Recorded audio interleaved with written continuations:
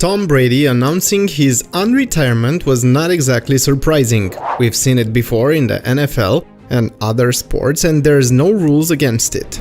In the NFL, the players must finish the remaining contract, which was effective at the time of retirement.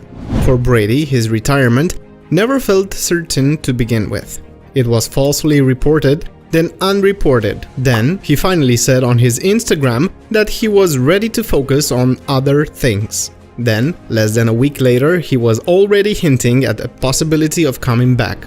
Brady's retirement only lasted 40 days and never really felt official. Tom Brady isn't the first NFL player to retire and unretire, and he won't be the last. Let's take a look at some other players who had a change of heart. Brett Favre. This is the guy who comes to mind when I think to NFL players tricking us into thinking they're gone for good. He did it not once but twice. These football players just can't be trusted. Quarterback Brett Favre first retired in 2008, and that lasted a couple of months. When he announced his return, he was hoping to sign again with the Packers, but they'd already decided on Aaron Rodgers, and Favre was doomed to play with the Jets. He retired again after that season, but wait, he was just kidding again. After 6 months of what we can only assume were full of deep pensive thoughts about his future, Favre came back out of retirement again and signed with the Vikings, having one of the best seasons of his career. Then came his third retirement in 2010 after the Vikings had a disappointing 6-10 season. It's been 12 years now, so I think it's safe to say that one was final. Marshawn Lynch.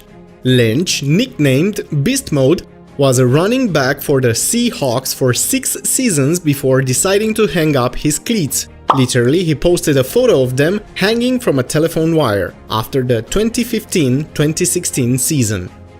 Unlike Favre and Brady, Lynch's retirement actually lasted a while.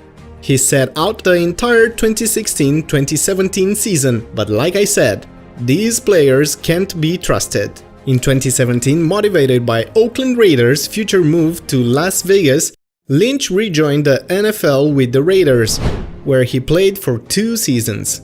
There were talks of him retiring again, but in the end he rejoined the Seahawks for his final hurrah for the 2019 season. A few years back, Lynch talked about rejoining the NFL again, so never say never indeed. Charles Haley.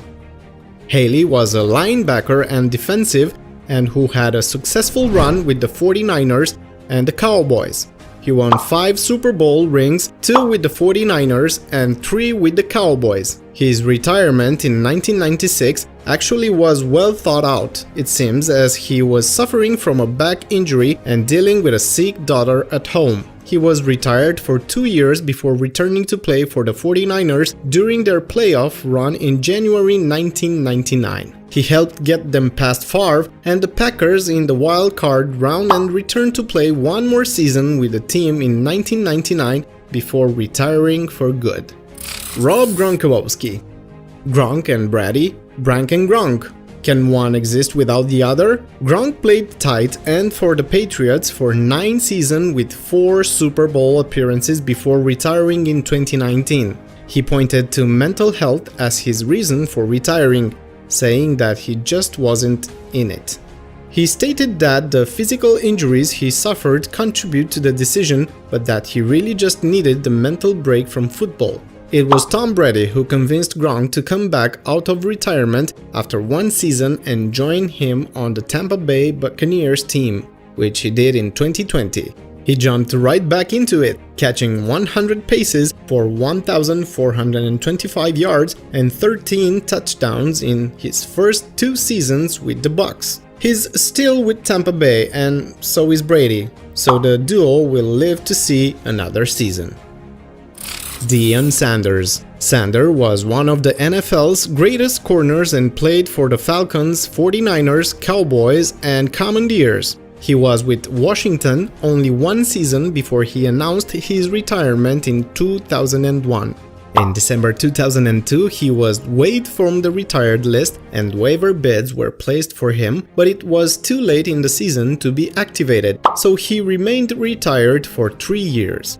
Then, in 2004, he announced his decision to unretire and signed a one-year contract with the Ravens, where he stayed for 2 seasons before finally retiring again after 2 missed postseasons. Randy Moss.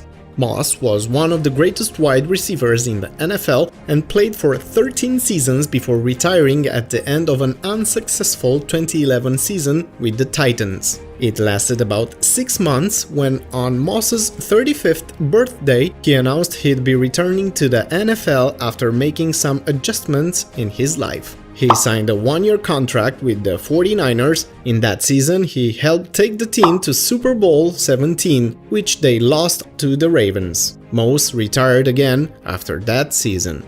Jason Witten.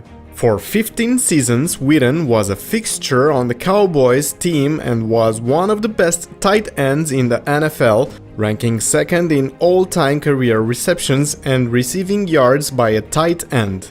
In a very emotional announcement, Witten retired in 2018, accepting a role as a lead analyst for ESPN's Monday Night Football. To be honest, he was an incredible athlete but a subpar announcer. He must have realized this as well, because in 2019 he announced he would return to the Cowboys on a 1-year contract. He was never one to miss games, and he started all 16 games with the Cowboys that season, recording 63 receptions, 539 receiving yards, and 4 receiving touchdowns. In 2020, he made his first and only switch to a new team, the Las Vegas Raiders, where he played for 1 year. He then signed a 1-day contract with the Cowboys in 2021 so that he could officially retire again as a Cowboy. Ricky Williams. Williams only played as a running back in the NFL for 5 seasons before announcing his retirement in 2004 after being suspended for drug use. The retirement came just days before the start of the Miami Dolphins training camp, and the Dolphins ended up having one of their worst seasons in years. Williams took the year to figure out some things in his life, studying holistic medicine and saying that it was the most positive thing he'd done. He returned to the Dolphins and completed his suspension in 2005, but was suspended again for the entire 2006 season, where he instead played professionally in Canada. It took a few years for him to get back on the track, but he played for the Dolphins again in 2007, and by 2009 he was starting for the team and rushed for over 1,000 yards. He stayed in Miami until 2011, when he switched and had a successful 1 season with the Ravens, taking them to the AFC Championship game and then finally retiring again. Bronco Nagurski, a two-way star and one of the greatest players of his era. Nagurski had been out of football for 5 years before returning to the Bears for one final season. His touchdown gave the Bears the lead for good in Chicago's win over Washington in the NFL Championship game. It was the 3rd championship win for Nagurski, a member of the Pro Football Hall of Fame's inaugural class. Randall Cunningham.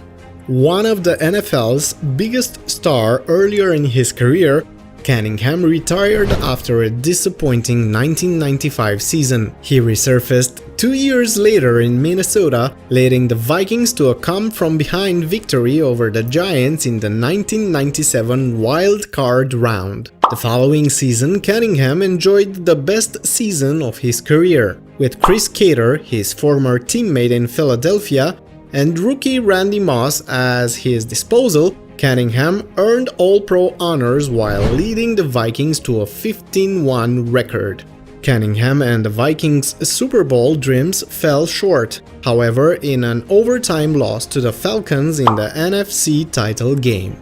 Cunningham lost his starting job to Jeff George in 1999 before spending his final 2 seasons as a backup in Dallas.